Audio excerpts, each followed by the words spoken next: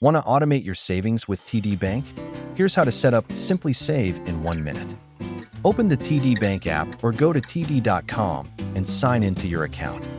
In the app, tap Accounts, then open Tools or Savings and choose Simply Save. On desktop, go to Online Banking, click Transfers or Savings Tools, then select Simply Save. Select the checking account you use for everyday spending as the source. Pick the TD savings account where roundups and transfers will be deposited, or create a new one. Choose the roundup option to round purchases up to the nearest dollar and save the spare change. Or set a recurring transfer amount and pick daily, weekly, or monthly frequency.